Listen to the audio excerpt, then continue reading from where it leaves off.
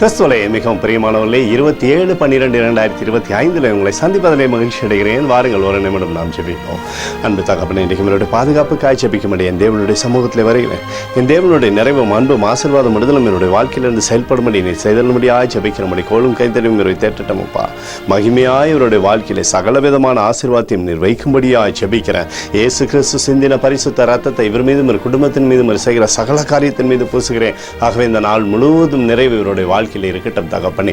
எபிரேயர் 13:5 நான் உன்னை விட்டு விலகுவதில்லை, உன்னை கைவிடுவதில்லை என்று சொல்லி எழுதப்பட்டக்கூடிய வார்த்தையின்படி எப்போதும் அப்பா இவரோடு நீர் இருந்த அற்புதத்தை செய்து இவருடைய பெயரை நீர் பெருமைப்படுத்துவீராக. இயேசுவின் நாமத்திலே அப்போது ஜெபிக்கிறேன் நல்ல பிதாவே, ஆமேன்.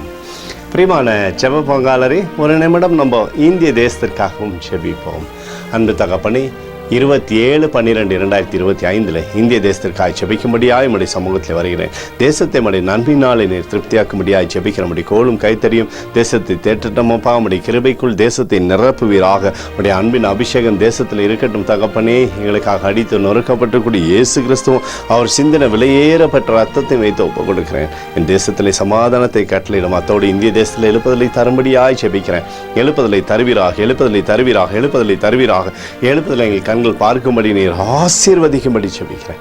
நேற்றும் இன்றும் என்று மாறாதவராகிய இயேசுவின் நாமத்திலே ஒப்புக்கொண்டு ஜெபிக்கிறேன் நல்ல பிதாவே, ஆமென்.